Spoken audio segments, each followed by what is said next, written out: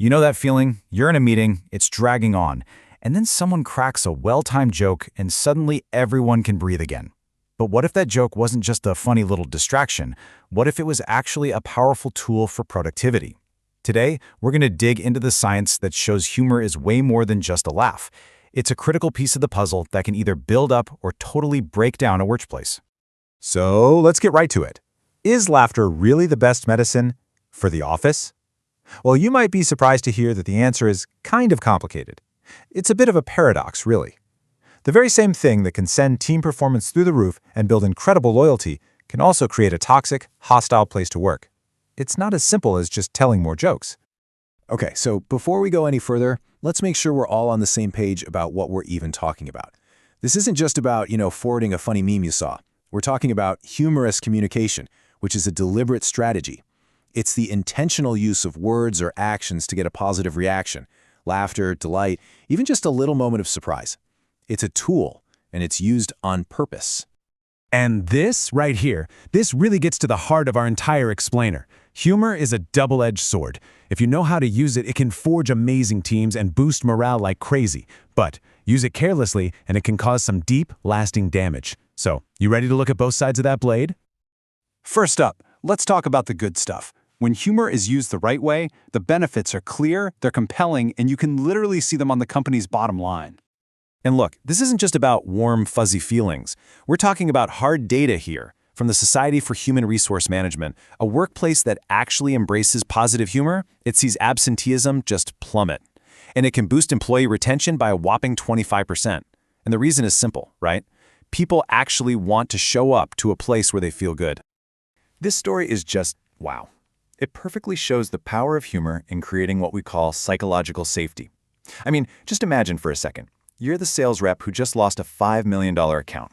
You walk into your boss's office, totally ready to resign, and your boss hits you with this line. In that one single moment, all that blame is just replaced with humor and a focus on investment. That is how you build loyalty that you just can't buy. So you see how it all connects, right? It's like a chain reaction. It all starts by reducing tension. That naturally helps build stronger teams. Those teams that feel bonded, they become more productive. And as a result of all that, you see less work withdrawal, fewer people calling in sick, less turnover. It is all connected. And the benefits just keep on coming. Positive humor fuels creativity, it helps break down those awkward social barriers, and it even improves how we deal with each other and our customers. But really, at the end of the day, all of these benefits come from a deep sense of belonging, which is the absolute foundation of any great organization. But now we have to flip that sword over. Because for all of its incredible power for good, humor can turn toxic in a flash. So let's explore the hostile side, where a joke is anything but funny.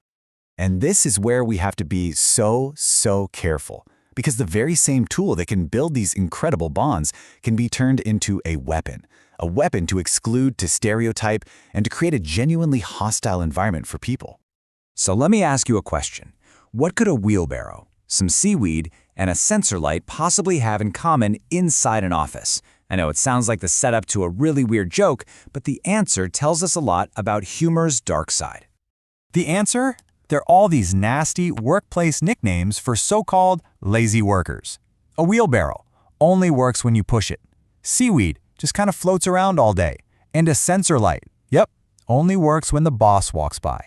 Now, they might be passed off as just harmless jokes, but what these labels are really doing is reinforcing negative stereotypes, and that can subtly or not so subtly influence real decisions about someone's career. And the risks get even higher when you start crossing cultures. Just take Venezuelan and Chilean humor, for example. I mean, both are Spanish-speaking cultures, but their styles could not be more different. Venezuelan humor is fast, it's exaggerated, it's all about improvisation. Chilean humor, on the other hand, is slower, it's ironic, it's built on these subtle understatements. There's a famous story of a Venezuelan comedian who just completely bombed in Chile because his style felt blunt and he just wasn't picking up on the cultural cues. It's a perfect reminder that just because you speak the same language, it doesn't mean you're going to get the same laugh. Context is everything. And the consequences of getting this wrong are severe. We're not just talking about hurt feelings here. We're talking about formal complaints, shattered trust, and really expensive lawsuits. Any humor that targets a person based on their age, gender, race, or anything else like that can legally be defined as harassment, and that is the point where the joke is no longer funny and becomes a major liability. So the big question is, how do we get all the good without the bad? How do we use humor the smart way? Well, lucky for us, the research gives us a really clear roadmap. It really just boils down to 5 pretty straightforward rules. 1. Know your audience. What's hilarious to the sales team might not land so well with the legal department. 2. The safest target is always yourself, or the situation, never another person. This avoids that whole risk of making someone feel excluded. 3. Steer clear of sarcasm. It is just way too easy for it to be misinterpreted as a disguised insult. 4. Know when to stop. If a joke falls flat, don't try to explain it, just move on. And finally, number 5. Be authentic. Forced humor is always worse than no humor at all. When you follow those rules, that's when you unlock the true psychological power of humor. Think about a team facing a super stressful deadline. The right kind of humor can help reframe that pressure. It creates a sense of control and fosters this collective, we're all in this together atmosphere, which encourages much healthier ways to cope than just grinding through the stress. So at the end of the day, it all comes down to this. I want you to take a hard look at the humor in your own workplace. Is it inclusive? Does it lift people up? Is it a tool that's building bridges between your colleagues? Or is it slowly, maybe even quietly, burning them to the ground? Because that difference is everything.